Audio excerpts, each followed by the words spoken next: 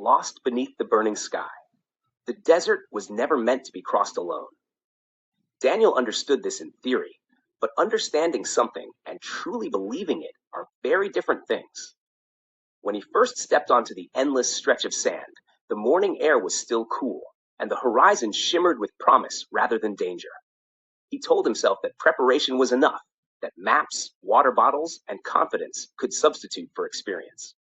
By the time the sun reached its highest point, the desert had begun to teach him otherwise. At first, the landscape seemed almost peaceful. Dunes rolled like frozen waves, their golden curves sculpted by an invisible hand. The silence was complete, broken only by the soft crunch of boots against sand. Daniel walked steadily, checking his compass at regular intervals, reassuring himself that the road he had left behind lay somewhere to the west. Yet the desert is a master of deception. Landmarks shifted as the light changed, and familiar shapes dissolved into illusions. What appeared to be a distant ridge slowly transformed into another mirage, hovering mockingly above the sand. As the hours passed, the heat intensified.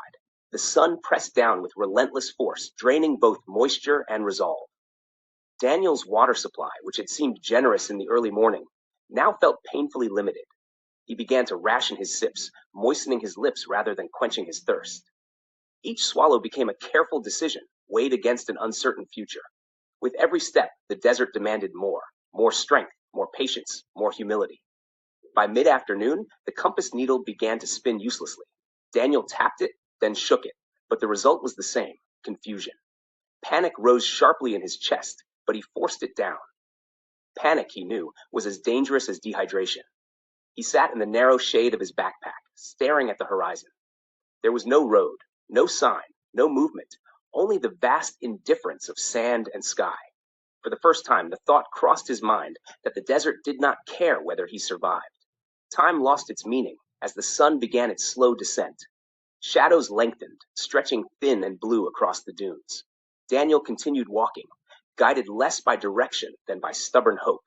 His thoughts grew disjointed, drifting between memories of cool water, crowded streets, and voices he loved. At one point, he was certain he heard someone calling his name. He turned abruptly, heart racing, only to face the same empty expanse. The desert was no longer silent. It whispered, teased, and lied. When night finally arrived, it did so with cruel beauty.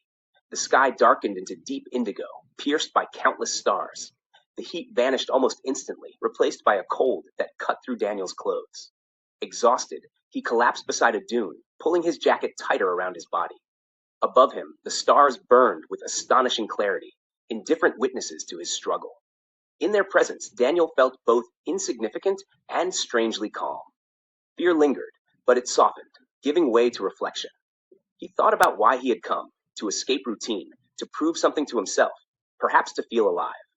Now, stripped of comfort and certainty, he understood how fragile that desire had been. Survival, he realized, was not about control, but adaptation. It required listening to the body, to the environment, and to one's own limits. The desert was not an enemy to be conquered. It was a reality to be respected. At dawn, Daniel woke to the sound of wind reshaping the sand around him.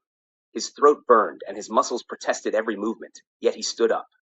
In the pale morning light, he noticed something he had missed before. A faint line in the distance, straight and unnatural. A road. Summoning the last of his strength, he walked toward it, step by step, refusing to look away. When he finally reached the cracked asphalt, he sank to his knees, overwhelmed by relief rather than triumph. Hours later, rescued by passing travelers, Daniel looked back at the desert from the safety of their vehicle. It stretched endlessly, serene and unforgiving, beautiful and deadly. He knew he would never forget the experience, not as a tale of bravery, but as a lesson in humility. The desert had not tried to kill him, nor had it tried to save him. It had simply existed. And in getting lost within it, Daniel had found a clearer understanding of his own limits and of the fragile line that separates confidence from arrogance.